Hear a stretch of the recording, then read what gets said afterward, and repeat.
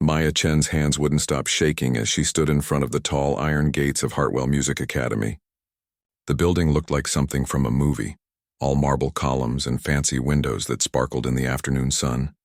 She had been traveling for 3 days straight, sleeping on bus station benches and living off vending machine crackers. Her stomach felt like it was eating itself from the inside.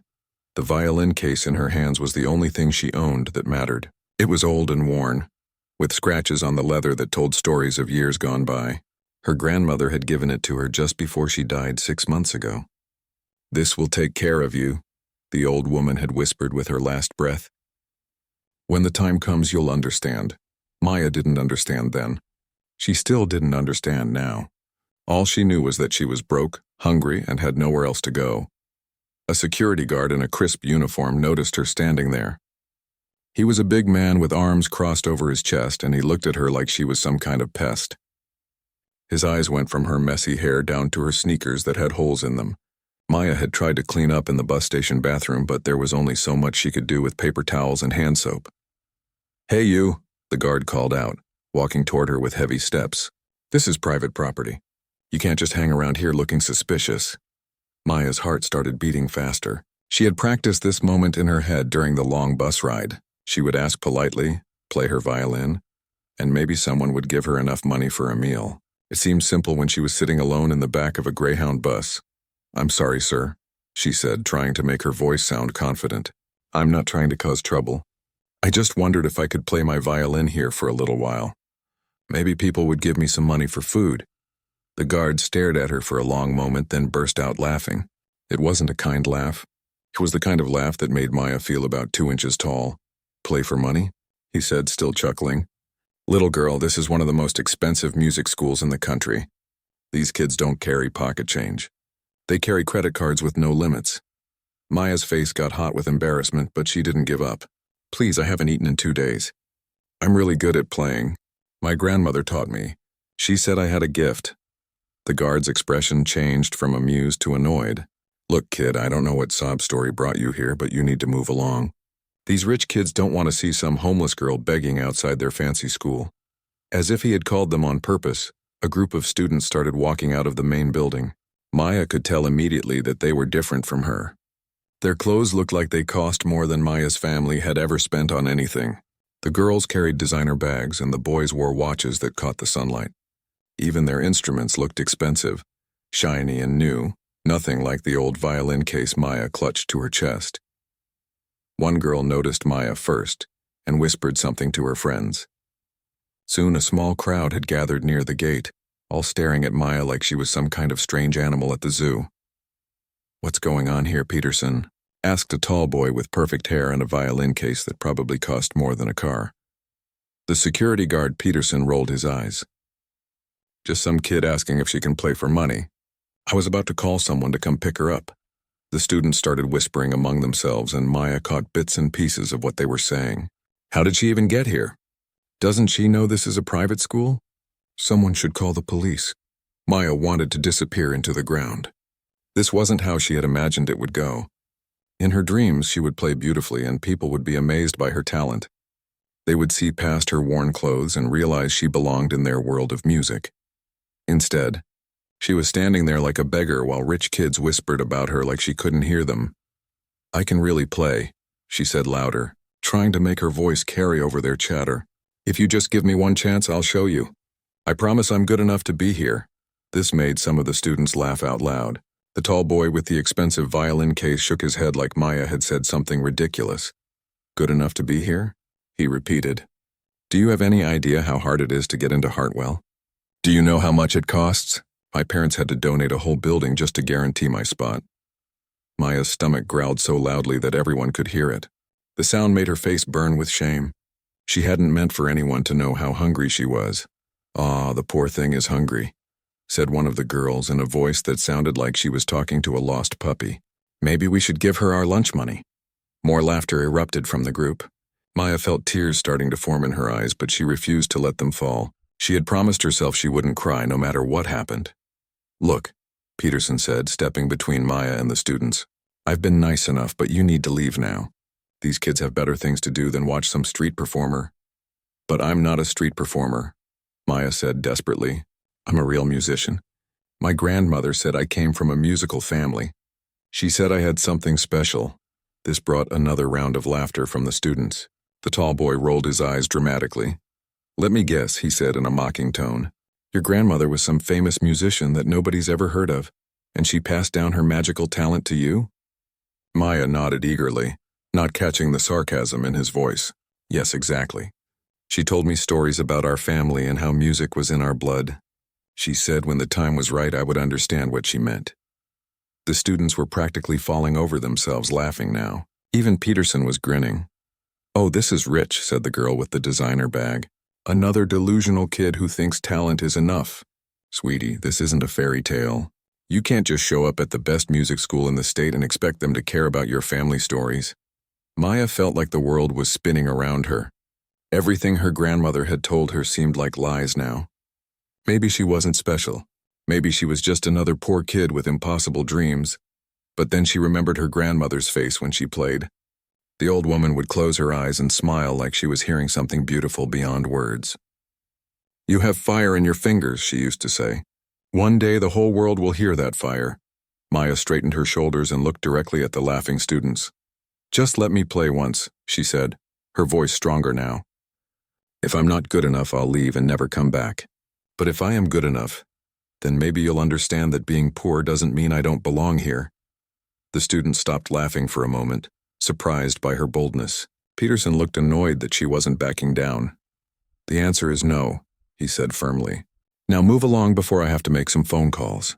Maya stood there for another moment, holding her grandmother's violin case and feeling like her heart was breaking into a million pieces. She had come so far and risked everything for this chance. Now it was slipping away and there was nothing she could do to stop it. News traveled fast inside Hartwell Music Academy. By the time Maya had found a small bench outside the main building to sit on, half the school seemed to know about the crazy homeless girl who thought she could just walk in and join their ranks. Maya tried to ignore the stares and whispers as students walked past her. Some pointed openly, while others tried to be sneaky about it, pretending to look at their phones while actually taking pictures of her. She heard bits and pieces of their conversations and none of it was kind. Can you believe the nerve? Whispered one girl to her friend. Just showing up here like she owns the place. I heard she hasn't eaten in days, another student said with fake concern. Maybe someone should call social services. Maya pulled her grandmother's violin case closer to her chest. It was the only thing that made her feel safe in this place where she clearly didn't belong. The case was warm from being held so tightly, and she could almost imagine her grandmother's hands had left their warmth there. 20 minutes passed before the real trouble started. Maya was watching clouds move across the sky, trying to pretend she wasn't surrounded by people who thought she was a joke, when she heard the clicking of expensive heels on marble. A girl was walking toward her with the confidence of someone who had never been told no in her entire life. She had perfect blonde hair that looked like it had been styled by a professional, and her clothes probably cost more than Maya's family had ever made in a month. Behind her walked 4 other students, all watching Maya like she was about to perform some kind of circus act. The blonde girl stopped right in front of Maya's bench and looked down at her with a smile that wasn't friendly at all. It was the kind of smile that made Maya's skin crawl.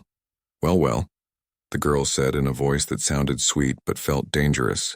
You must be our little visitor I've been hearing so much about. Maya didn't know what to say, so she just nodded. The blonde girl's smile got wider, showing perfect white teeth that probably had thousands of dollars of dental work behind them.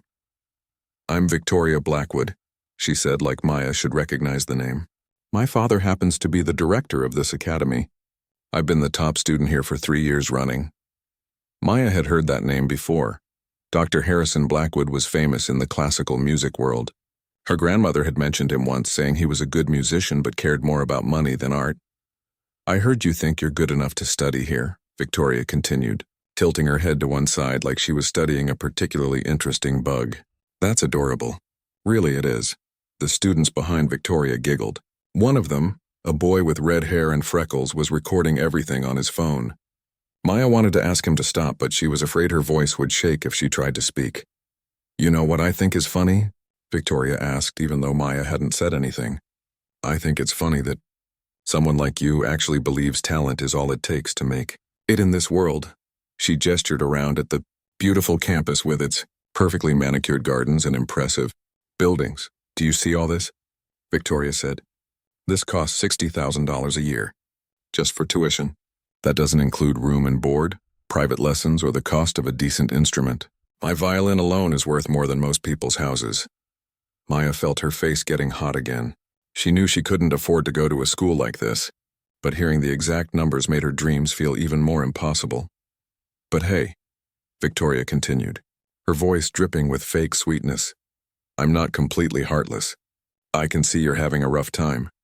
She reached into her designer purse and pulled out her wallet. Maya watched as Victoria made a big show of looking through several credit cards and large bills before finding what she was looking for. Here, Victoria said, pulling out a crumpled $1 bill and letting it flutter down to land at Maya's feet. There's your food money, sweetie. Maybe you can buy yourself a candy bar. The students behind Victoria burst into laughter.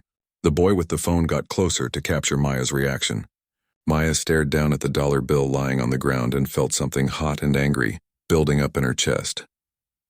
Now, Victoria said, crossing her arms over her chest, I think it's time for you to run along, before security decides to call the police and have you arrested for trespassing.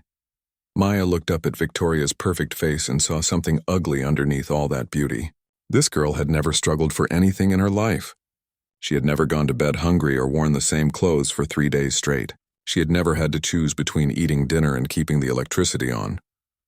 I'm not asking for charity, Maya said quietly, her voice steadier than she expected it to be. I just want a chance to show what I can do. Victoria laughed, a sound like breaking glass. Oh, honey, this isn't about what you can do. This is about who you are, and what you are is someone who doesn't belong here. She gestured to Maya's worn clothes and scuffed shoes. Look at yourself. Look at that pathetic case you're carrying around like it contains some kind of treasure. You're living in a fantasy world if you think playing a beat-up old violin is going to change your life.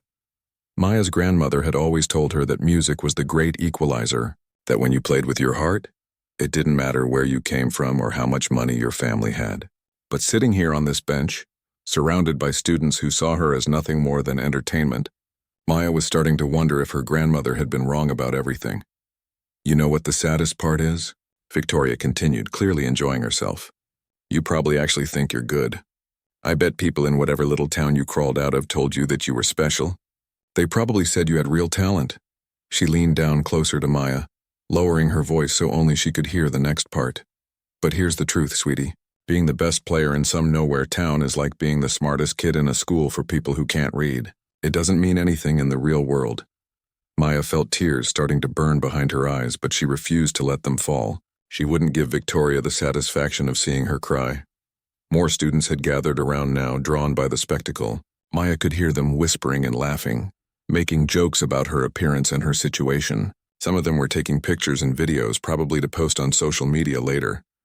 Please, Maya said, hating how small her voice sounded. Just let me play one song. If I'm as bad as you think I am, then you'll have proof. But if I'm not, if you're not what? Victoria interrupted with another laugh. If you're not terrible, then what? You think we'll all suddenly realize we were wrong and welcome you into our exclusive little world? She stood up straight and looked around at all the students who had gathered to watch. Everyone listen up, Victoria announced in a loud voice. Our little friend here thinks she deserves a chance to prove herself. Isn't that precious? The crowd of students laughed and clapped like Victoria had just told the funniest joke they'd ever heard. Here's what I'll do, Victoria said, turning back to Maya with that terrible smile. I'll make you a deal. Play your little song right here, right now, and we'll all listen. But when you're done embarrassing yourself, you have to promise to leave and never come back. Maya's heart started beating faster. This was her chance, maybe her only chance, to show these people that she was more than they thought she was. But before she could answer, another voice cut through the laughter and chatter. It was a voice with a thick accent, sharp and commanding like a sword cutting through silk. What exactly is happening here? The voice cut through the crowd like a cold wind.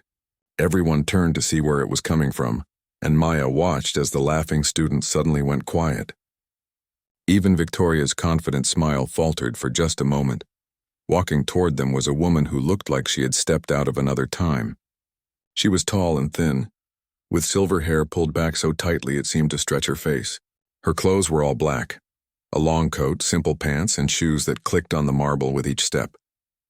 But it was her eyes that made Maya's breath catch. They were pale blue, almost gray, and they seemed to see everything at once. Maya had seen this woman's picture in music magazines at the library. This was Professor Elena Rostova, the most famous violin teacher in the world. Students came from every continent hoping to study with her, and most of them were turned away without even getting an audition. The crowd of students parted like water as Professor Rostova walked through them. No one spoke. No one even seemed to breathe very loudly. Victoria tried to regain her composure, smoothing down her perfect hair and putting her fake smile back on. "Professor Rostova," Victoria said in a voice that was suddenly much more respectful, "we were just having a little conversation with this visitor." Professor Rostova stopped about 3 feet away from Maya's bench. Her pale eyes moved slowly from Victoria to the other students, then down to the crumpled dollar bill still lying on the ground. Maya could see her taking in every detail, the expensive clothes, the phones recording everything, the way everyone was standing like they had been caught doing something wrong. "A conversation," Professor Rostova repeated slowly, her Russian accent making each word sound deliberate and precise. "How interesting. And what was the topic of this conversation?" Victoria's smile got a little more nervous. "Well, this girl showed up claiming she could play violin. She wanted to perform here for money. We were just explaining to her that this isn't the appropriate place for that kind of thing." Professor Rostova's gaze moved to Maya, and Maya felt like those pale eyes were looking straight into her soul. The woman's face showed no emotion at all, which somehow made her more intimidating than if she had been angry. "You," Professor Rostova said, pointing one long finger directly at Maya. "Stand up." Maya's legs felt like jelly, but she managed to get to her feet. The violin case was still clutched in her hands, and she held it closer to her chest like a shield. "You claim you can play violin?" Professor Rostova asked. Maya nodded, not trusting her voice to work properly.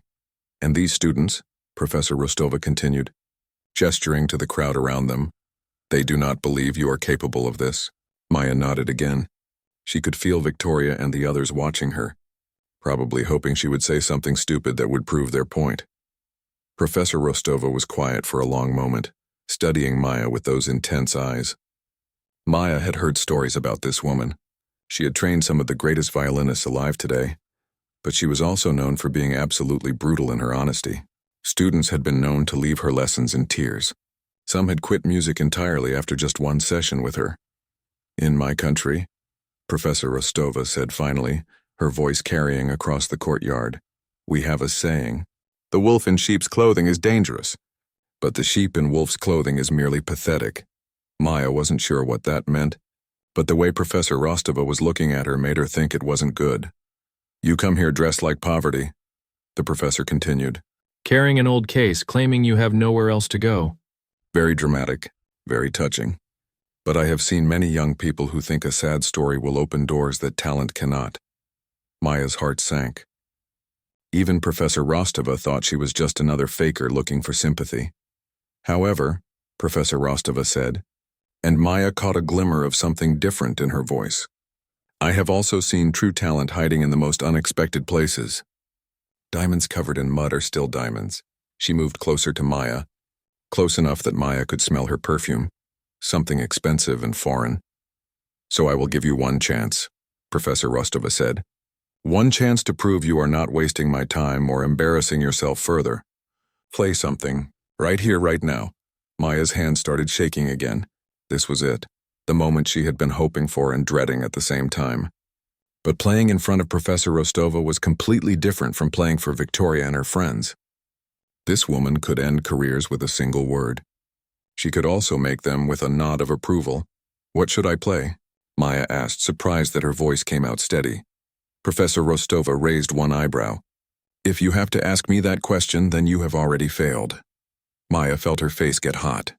She should have known better. A real musician would never ask someone else what to play. Music came from inside, not from instructions. She looked down at her grandmother's violin case. The leather was cracked and worn, and the metal clasps were tarnished with age. Next to Victoria's instrument case, which probably cost more than a car, it looked like something that belonged in a garage sale. But her grandmother's voice echoed in her memory. This violin has stories to tell, little one.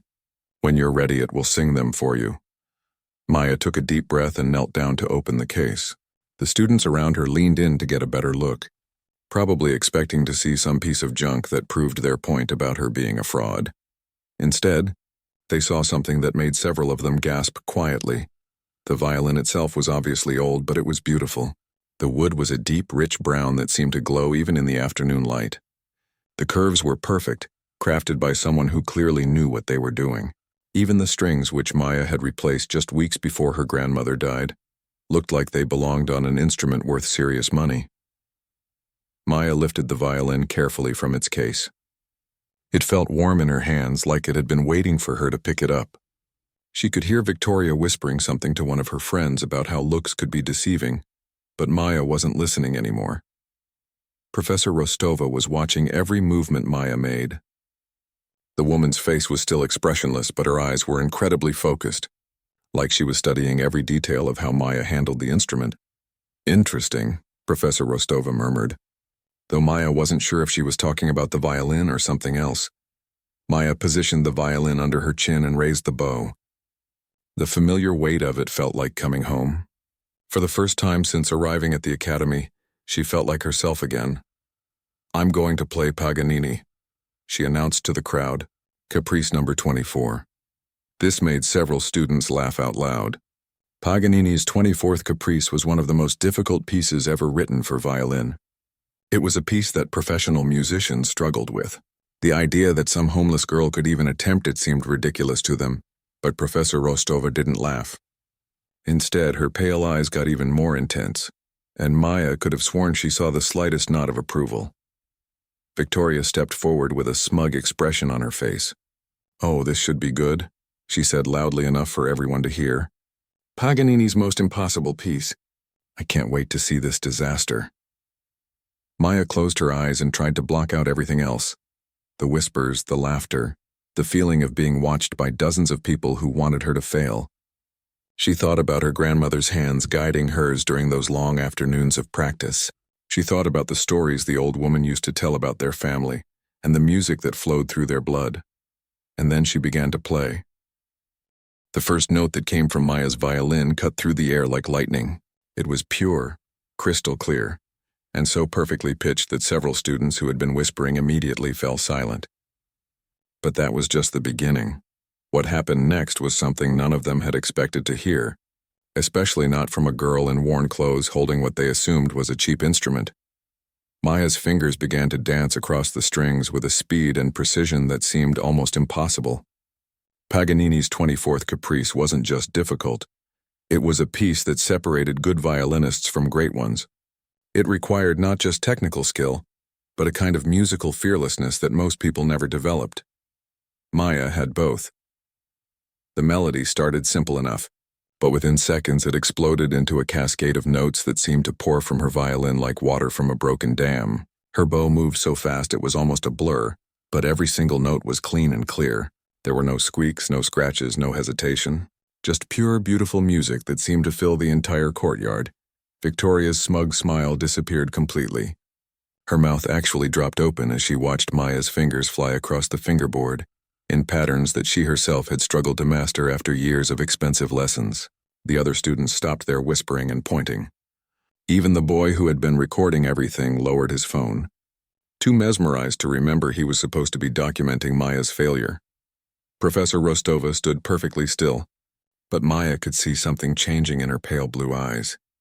The coldness was melting away, replaced by something that looked like recognition or maybe even wonder. But Maya wasn't thinking about any of them anymore. When she played, the rest of the world faded away. There was just her, the violin, and the music that seemed to pour out of some deep place in her soul that she had never fully understood before. The piece moved through its variations like a story being told. Sometimes the music was playful and light, dancing through scales that sparkled like sunlight on water. Other times it became dark and dramatic with deep, rich tones that seemed to speak of ancient sadness and longing. Maya had played this piece hundreds of times in her grandmother's small apartment, but this was different. It was like the violin was finally free to sing the way it was meant to, and all those years of practice had been leading up to this moment. Her grandmother had always told her that music was about more than just hitting the right notes at the right time. Music is about telling truth, the old woman would say.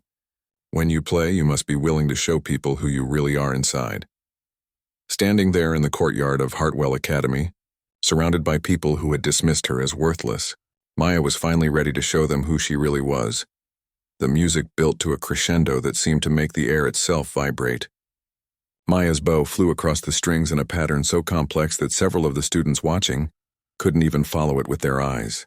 This was the part of the piece that most violinists struggled with, the part that required not just technical skill, but the kind of emotional commitment that came from somewhere deeper than training. Maya played it like she was born to play it. Victoria took an unconscious step backward, her face pale. She had been studying violin since she was 4 years old. She had the best teachers money could buy, the finest instruments, and every advantage that wealth could provide. But she had never, not once in her entire life, heard anyone play like this. The other students were equally stunned. Some of them were music majors themselves, and they knew enough to recognize when they were hearing something extraordinary. This wasn't just good playing. This was the kind of performance that people talked about for years afterward. Professor Rostova had gone completely still. Her pale eyes were fixed on Maya's hands, watching every movement with the intensity of someone witnessing something impossible. In her 40 years of teaching, she had heard this piece played by some of the most famous violinists in the world. But this girl, this homeless teenager with the worn clothes and the old violin case, was playing it better than most of them. As the piece moved into its final section, Maya seemed to disappear into the music completely. Her eyes were closed and there was a slight smile on her face, like she was listening to something beautiful that only she could hear. The violin sang under her fingers, each note flowing into the next with a smoothness that made the incredibly difficult piece sound almost effortless. But it was more than just technical perfection. There was something in Maya's playing that spoke to something deep inside everyone who was listening. It was the sound of someone who had struggled, who had lost things that mattered, who had been knocked down and had gotten back up again. It was the sound of hope refusing to die, even when everything seemed impossible. The final passage of the caprice was a series of rapid-fire notes that climbed higher and higher, like a musical staircase reaching toward heaven. Maya's fingers moved with absolute precision, hitting every note with perfect clarity even as the speed increased to something that seemed almost supernatural. And then, with one last brilliant flourish, it was over. The silence that followed was complete and absolute. Not one person moved. Not one person spoke. Even the wind seemed to have stopped blowing. Maya slowly lowered her violin and opened her eyes. For a moment she looked confused, like she was waking up from a dream. Then she saw the faces of everyone around her and realized that something had changed. Victoria was staring at her with an expression of complete shock. Her perfect confidence was gone, replaced by something that looked almost like fear. The other students were equally stunned, their mouths hanging open like they had just witnessed a miracle. But it was Professor Rostova's reaction that mattered most. The elderly woman was looking at Maya with eyes that were no longer cold and calculating. Instead, they were bright with something that looked like excitement or maybe even awe. "Where?" Professor Rostova said in a voice that was barely above a whisper. "Did you learn to play like that?" Maya felt her cheeks get warm. "My grandmother taught me," she said simply. "She said music was in our family's blood." Professor Rostova took a step closer, her eyes never leaving Maya's face. "Your grandmother. What was her name?" "Chenli Mei," Maya replied. "But she came to America a long time ago. She never talked much about her life before that." At the mention of that name, Professor Rostova went completely still. Her face went pale, and for a moment she looked like she had seen a ghost. "Chenli Mei," she repeated slowly, like she was testing the words on her tongue. "That name. It cannot be." Maya didn't understand what was happening, but she could see that something about her grandmother's name had shocked Professor Rostova, in a way that even her playing hadn't. "What do you know about your grandmother's violin?" Professor Rostova asked urgently. "Where did she get it? How long had it been in your family?" Maya looked down at the instrument in her hands. It was still warm from being played, and the wood seemed to glow in the afternoon light. "She said it belonged to her grandfather," Maya said. "She told me it was very old, and that it had been passed down through our family for generations. But she never told me anything else about it." Professor Rostova moved even closer, and Maya could see that her hands were actually shaking slightly. "May I see it?" she asked, her voice tight with some emotion Maya couldn't identify. Maya hesitated for just a moment, then carefully handed the violin to Professor Rostova. The older woman took it with hands that trembled slightly, turning it over and examining it from every angle. And then she found something that made her gasp out loud.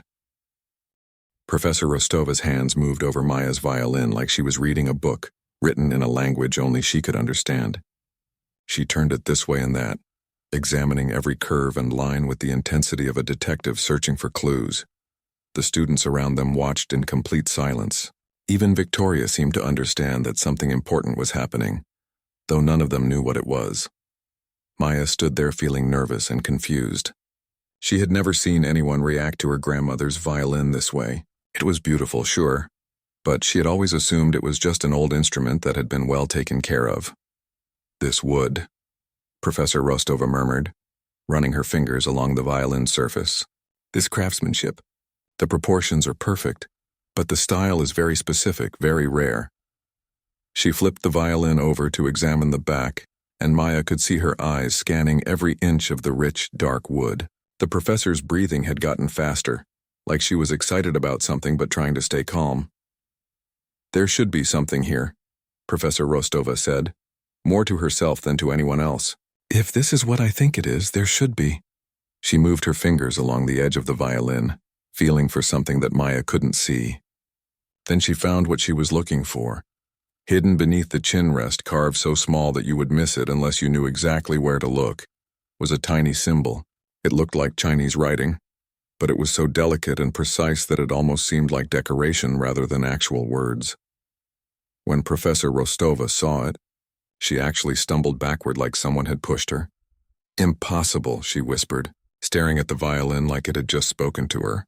"This cannot be real." Maya was getting more worried by the second. "What's wrong? Did I damage it somehow?" "I've been very careful with it, I promise." Professor Rostova looked up at Maya with eyes that were bright with something between excitement and disbelief. "Child," she said in a voice that shook slightly, "do you have any idea what you are holding?" Maya shook her head. "It's my grandmother's violin. She left it to me when she died." "This is not just any violin," Professor Rostova said, her Russian accent becoming thicker with emotion. "This is a Chenwei original." The name meant nothing to Maya, but she could see that it meant everything to Professor Rostova. Several of the students who were still watching looked confused as well, but a few of the older ones gasped quietly. Victoria stepped forward, her perfect composure finally cracking completely. "That's impossible," she said, her voice higher than usual. "Chenwei violins are worth millions of dollars. They're in museums and private collections. Some homeless girl couldn't possibly have one." Professor Rostova turned to look at Victoria with an expression that could have frozen fire. "Chenwei," she said slowly and clearly, "was the greatest violin maker who ever lived.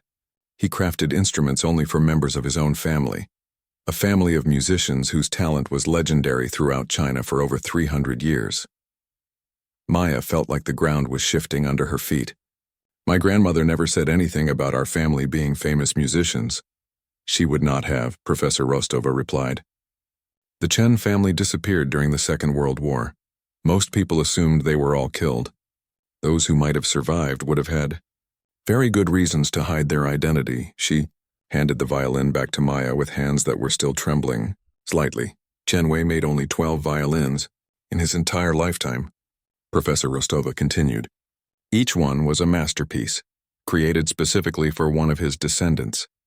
The instruments were not just tools for making music, they were works of art that enhanced the natural talent that ran in the family bloodline." Maya looked down at the violin in her hands. It felt heavier now, weighted with a history she had never known existed. "But that would mean," Maya started to say, then stopped as the reality of what Professor Rostova was telling her began to sink in. "It means," Professor Rostova said gently, "that you are not just some talented girl who learned to play from her grandmother. You are the descendant of one of the most gifted musical families in history." The courtyard erupted in whispers and gasps. Students were pulling out their phones, probably looking up information about Chenwei and his violins. Maya could hear fragments of conversations as the news spread through the crowd. Did she just say millions of dollars? I've read about those violins. They're supposed to be legendary. How is this possible? Victoria was staring at Maya like she was seeing her for the first time. The confident, mocking girl from earlier had been replaced by someone who looked shaken and uncertain. There has to be some mistake, Victoria said, but her voice lacked its earlier conviction. Just because she has an old violin doesn't mean she's related to some famous family. Professor Rostova raised one eyebrow. The violin bears the Chen family seal, she said calmly. That mark cannot be forged. Chen Wei carved it himself into each instrument he made, and the secret of how he did it died with him. Maya felt like she was dreaming. 6 months ago, she had been living in a tiny apartment with her grandmother, practicing violin in the evenings after school, and helping take care of the old woman who was slowly fading away. Her biggest worry had been whether they would have enough money for groceries. Now she was being told that she was the heir to a musical dynasty that most people thought was extinct. I don't understand, Maya said, her voice small and confused. If our family was so famous, why didn't my grandmother tell me? Why were we so poor? Why did she live like she was nobody special? Professor Rostova's expression softened with something that looked like sadness. Your grandmother was Chen Li Mei, she said quietly. I should have recognized the name immediately, but we all thought she was dead. Maya's legs felt weak. She sat down hard on the bench behind her, still clutching the violin. You knew my grandmother? I knew of her, Professor Rostova corrected. Every serious violinist in the world knew of Chen Li Mei. She was considered the greatest player of her generation. Some said she was the greatest violinist who had ever lived. Maya felt tears starting to form in her eyes. But she was just my grandmother. She lived in a tiny apartment and worked cleaning offices at night. She wasn't famous. She was hiding, Professor Rostova explained gently. When the war came, the Chen family was targeted because of their prominence in Chinese cultural life. Most of them were killed. Those who escaped had to disappear completely, give up their old identities, and start new lives where no one would recognize them. Maya thought about all the times her grandmother had seemed sad for no reason, all the moments when the old woman would stare out the window with a distant look in her eyes. She had always assumed her grandmother was just tired from working so hard. Now she realized that her grandmother had been carrying the weight of an entire lost world.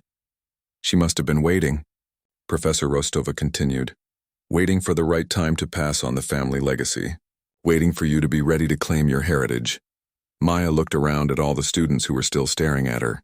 These were the same people who had been laughing at her just minutes earlier, treating her like she was dirt under their shoes. Now they were looking at her like she was something precious and rare that they had almost thrown away. So what does this mean? Maya asked, feeling overwhelmed by everything she had just learned. Professor Rostova smiled for the first time since Maya had met her. It means, my dear, she said, that you are exactly where you belong. Professor Rostova asked Maya to bring the violin inside, away from the curious crowd that had gathered in the courtyard. They walked through the marble halls of Hartwell Academy, past practice rooms where Maya could hear students working on scales and pieces that suddenly seemed simple compared to what she had just played. Victoria and several other students followed at a distance, whispering among themselves. Maya could feel their eyes on her back, but everything felt different now. She wasn't the homeless girl begging for scraps anymore. She was someone with a history, a legacy that stretched back hundreds of years. Professor Rostova led them to her private office, a room lined with books about music and photographs of famous violinists. She gestured for Maya to sit in a comfortable chair near her desk, then carefully took the violin again. I need to examine this more thoroughly, she explained, pulling out a magnifying glass and a small flashlight.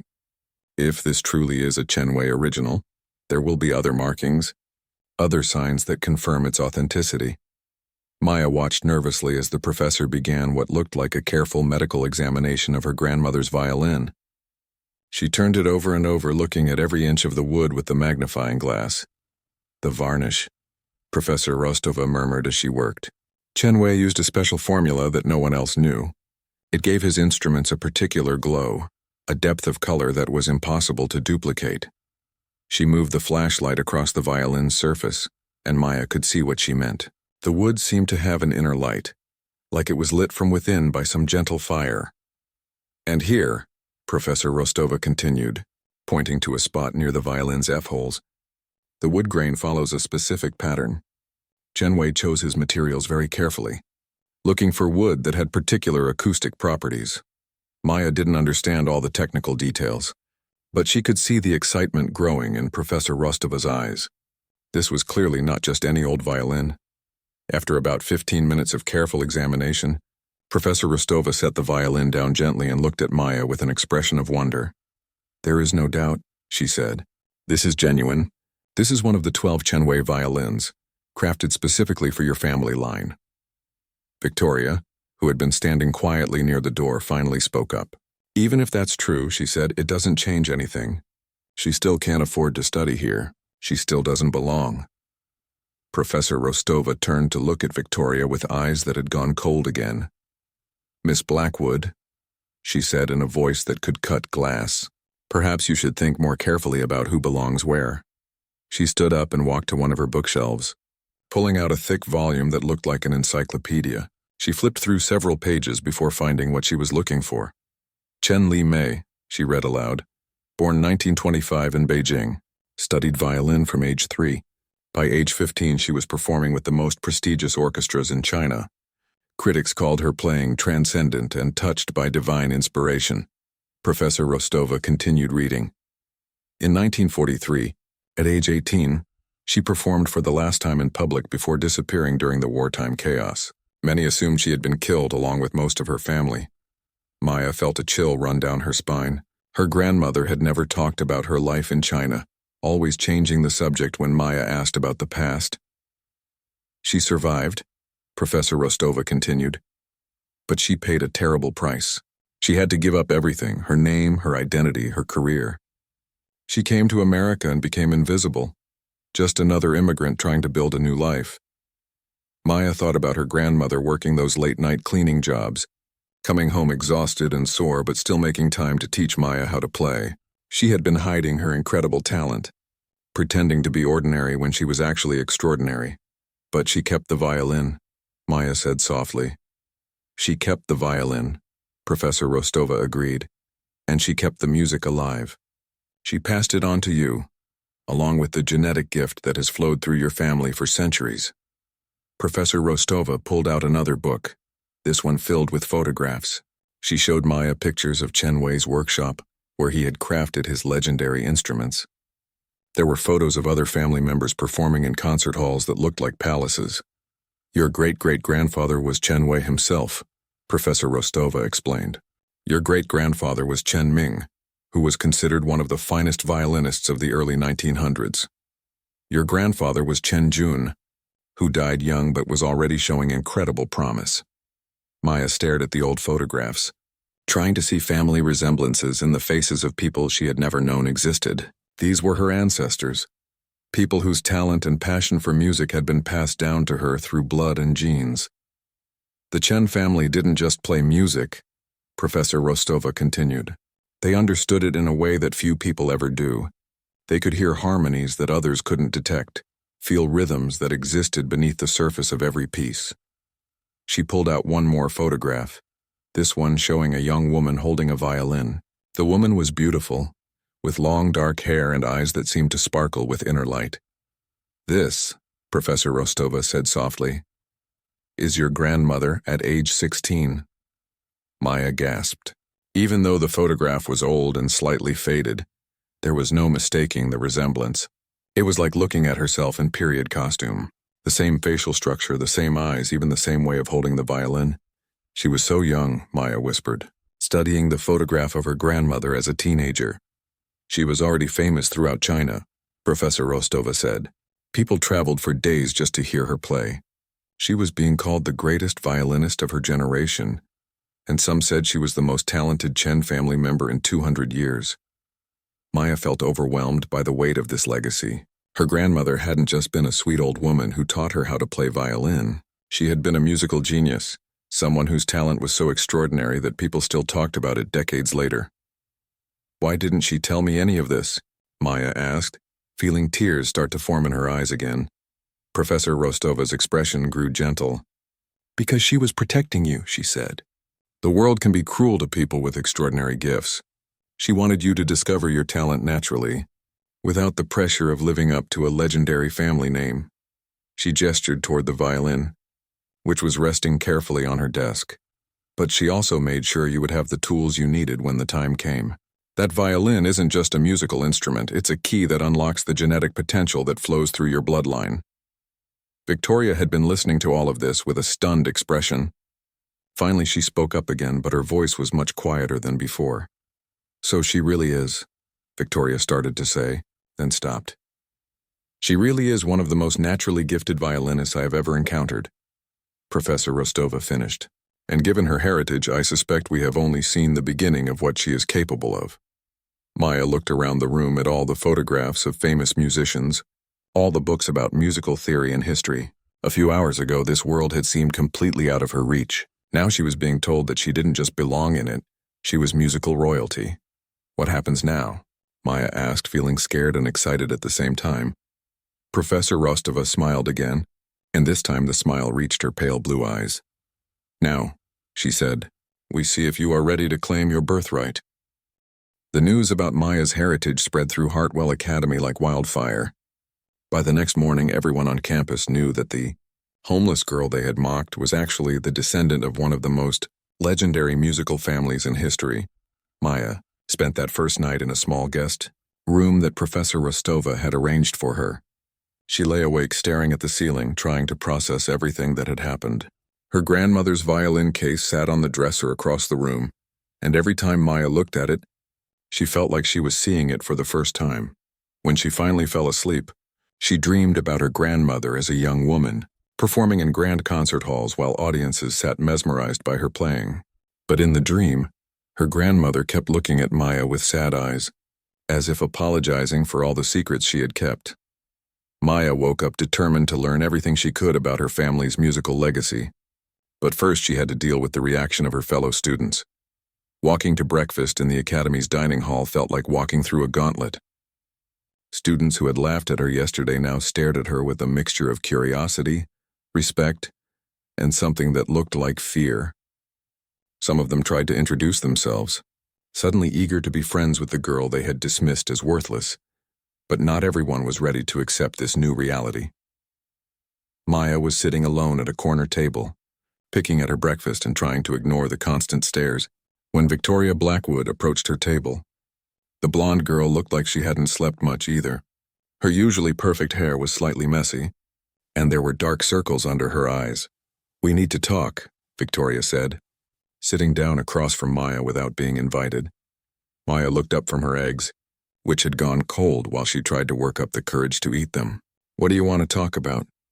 Victoria leaned forward, lowering her voice so the other students couldn't hear.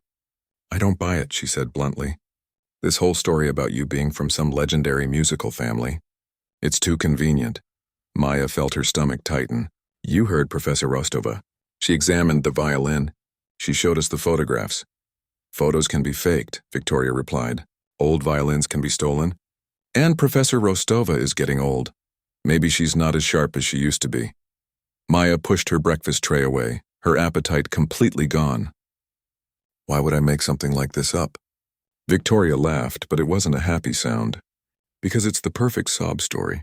Poor homeless girl turns out to be musical royalty. It's like something out of a fairy tale." She leaned back in her chair, studying Maya with calculating eyes. "But here's the thing about fairy tales, they're not real. And I think you're just a very good liar who got lucky with an old violin." Maya felt anger starting to build in her chest. "I played Paganini's 24th Caprice yesterday. You heard me. Everyone heard me. Anyone can memorize a difficult piece if they practice it enough," Victoria said dismissively. "That doesn't prove you're some kind of musical genius." Maya stared at Victoria, realizing that no amount of evidence was going to convince her. Victoria had built her entire identity around being the best student at Hartwell Academy. The idea that someone like Maya could threaten that position was something she simply couldn't accept. "What do you want from me?" Maya asked quietly. Victoria's eyes lit up with something that looked almost predatory. "I want you to prove it," she said. "If you really are as talented as everyone thinks you are, then you should be able to handle a little competition." Maya felt a chill run down her spine. "What kind of competition?" "The spring showcase," Victoria said. a smile spreading across her face. It's our biggest event of the year. Record company executives, symphony directors, critics from all the major music magazines, they all come to see our best students perform. Maya had heard other students talking about the spring showcase. It was apparently a huge deal, the kind of performance that could launch a career or destroy one. I challenge you to perform at the spring showcase, Victoria continued. We'll both play, and we'll let the audience decide who really deserves to be here. Maya's mouth went dry. I've never performed in front of an audience that big. I wouldn't even know what to play. That's not my problem, Victoria said coldly. If you really are who you claim to be, if you really have all this natural talent flowing through your bloodline, then it shouldn't matter. Maya felt trapped. If she refused the challenge, everyone would think Victoria was right about her being a fake. But if she accepted, she would be risking public humiliation in front of some of the most important people in the classical music world. How long do I have to prepare? Maya asked, surprised by how steady her voice sounded. Victoria's smile got wider. 8 weeks. The showcase is 8 weeks from yesterday. 8 weeks seemed like both forever and no time at all. Maya had been playing violin for years, but she had never studied at a place like Hartwell Academy. She had never worked with a teacher like Professor Rostova. 8 weeks to catch up to students who had been receiving world-class training their entire lives. And if I lose? Maya asked. If you lose, Victoria said, you admit that this whole story about your family heritage is a lie, and you leave Hartwell Academy forever. Maya felt like the walls of the dining hall were closing in around her. Everyone else seemed to be talking and laughing normally, but she felt like she was in a bubble where everything was too quiet and too serious. And if I win? Maya asked. Victoria's confidence wavered for just a moment. If you win, she said slowly, then I'll publicly apologize for doubting you, and I'll personally make sure that you get a full scholarship to study here. Maya looked around the dining hall at all the students who were pretending not to listen to their conversation. Some of them were obviously eavesdropping, and she could see them whispering to their friends about what they were hearing. By lunchtime, everyone on campus would know about Victoria's challenge. There would be no backing down, no way to avoid this confrontation that could either prove her worth or destroy her dreams completely. Maya thought about her grandmother, about all those years the old woman had spent hiding her incredible talent, pretending to be nobody special. Chen Li Mei had given up her career, her identity, everything that had made her who she was just to survive. Now Maya had a chance to reclaim what her family had lost.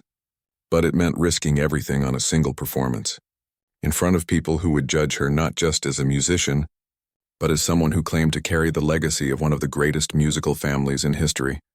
I accept, Maya said, the words coming out before she had fully decided to say them. Victoria looked surprised, like she had expected Maya to back down. You accept? I accept your challenge, Maya repeated, her voice getting stronger. 8 weeks from now at the spring showcase, we'll both perform, and we'll see who really belongs here. Victoria stood up from the table, her confident smile back in place. Perfect, she said loudly, making sure everyone nearby could hear. I look forward to it. As Victoria walked away, Maya sat alone at her table, wondering what she had just gotten herself into. Around her, the dining hall buzzed with excited conversation as the news of the challenge spread from table to table. Maya picked up her grandmother's violin case, which she had been carrying everywhere since yesterday, and held it close to her chest. Somewhere inside that old leather case was the key to her family's musical legacy. She just hoped 8 weeks would be enough time to learn how to use it. That afternoon, Professor Rostova found Maya practicing alone in one of the academy's smaller rehearsal rooms. The older woman stood in the doorway for several minutes, listening to Maya work through a complicated Bach piece, before finally speaking. I heard about Miss Blackwood's challenge, she said, entering the room and closing the door behind her. Maya stopped playing and looked up at her teacher. I probably shouldn't have accepted, should I? Professor Rostova considered this for a moment. That depends, she said finally, on whether you are ready to discover just how far your talent can take you. Maya felt a flutter of excitement mixed with terror. Will you help me prepare? Professor Rostova smiled, and for the first time since Maya had met her, the smile looked almost warm. My dear, she said, I have been waiting my entire career for a student like you. We begin tomorrow at dawn. 8 weeks had never felt so short and so long at the same time. Maya's days began before sunrise and ended long after most students had gone to bed.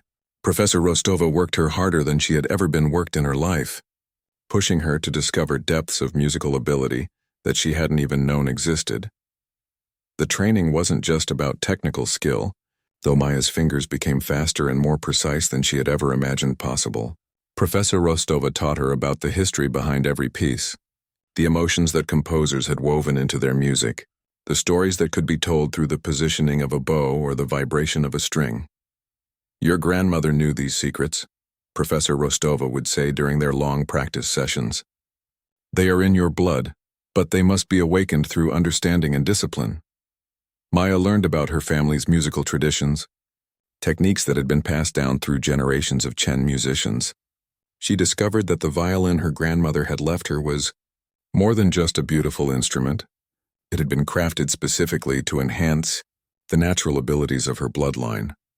But the hardest part wasn't learning new techniques or memorizing difficult pieces. The hardest part was dealing with the constant attention and pressure from everyone around her. Word about the upcoming challenge had spread far beyond Hartwell Academy.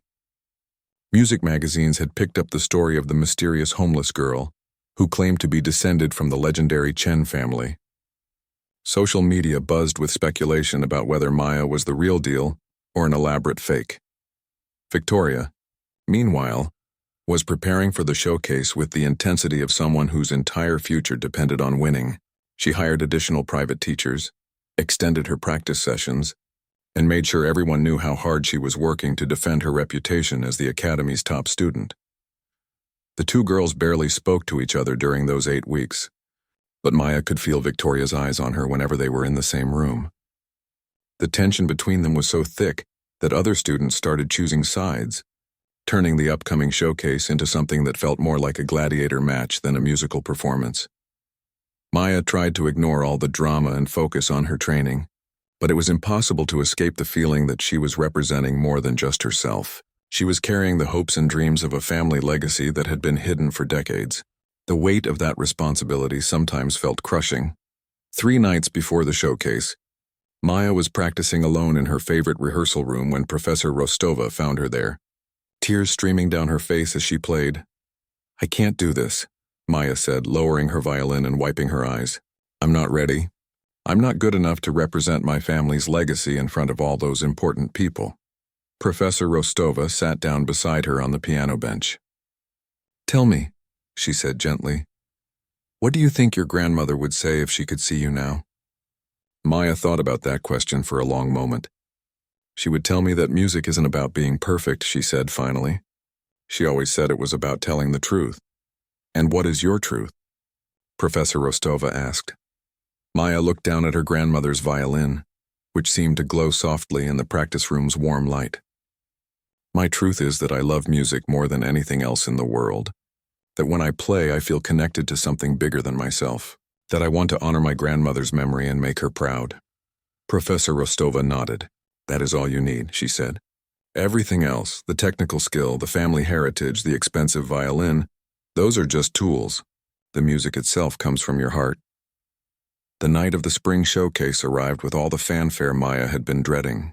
The Academy's main concert hall was packed with people who looked like they belonged on magazine covers. Record executives in expensive suits, symphony directors with internationally recognized names, music critics whose reviews could make or break careers. Maya watched from backstage as student after student performed pieces that showcased years of expensive training and natural talent.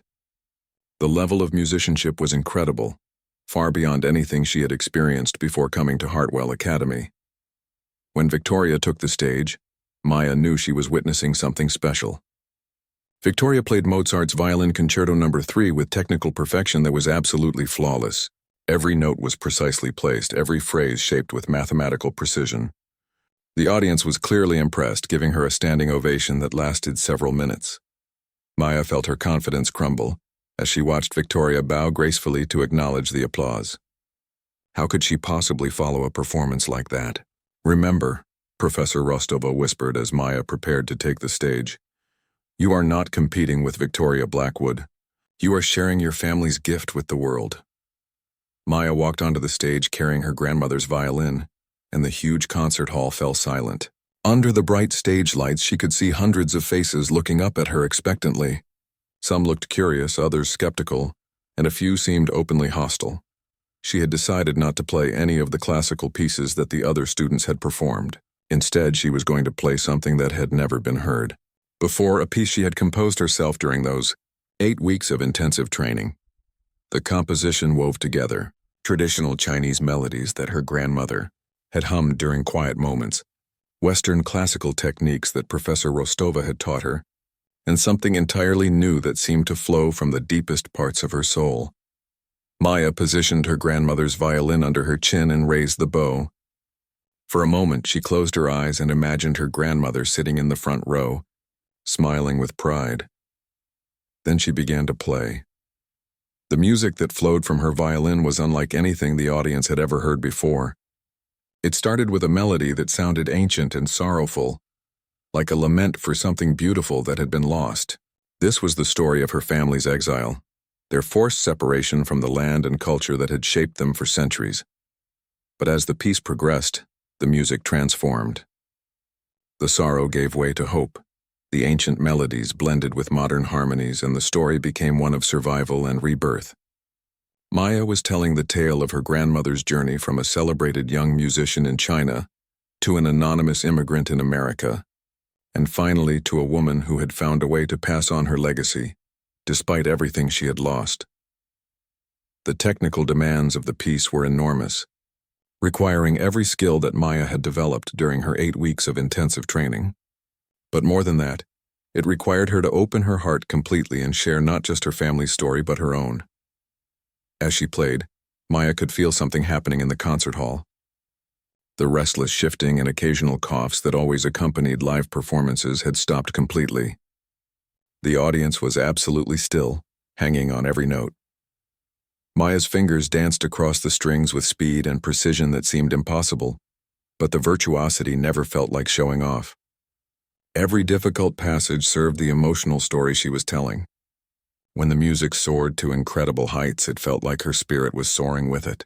When it dropped to whispered intimacies, the entire audience leaned forward to catch every note.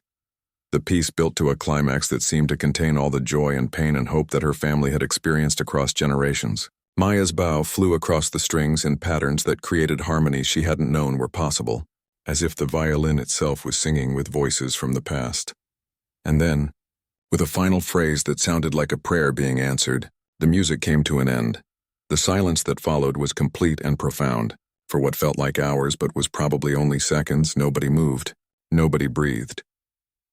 Then the applause began, starting with a few people and building like a wave until the entire concert hall was on its feet, clapping and cheering with an enthusiasm that Maya had never heard before. But it was the faces in the audience that told the real story. Maya could see tears streaming down the cheeks of people who probably hadn't cried at a musical performance in years. Record executives who were known for their cold professionalism were wiping their eyes and applauding like their lives depended on it. The ovation went on for nearly 10 minutes. Maya stood on the stage, clutching her grandmother's violin and feeling overwhelmed by the response.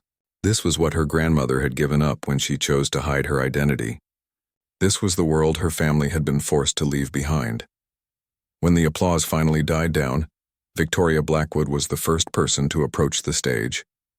Maya expected anger or resentment, but instead she saw something that looked like genuine awe.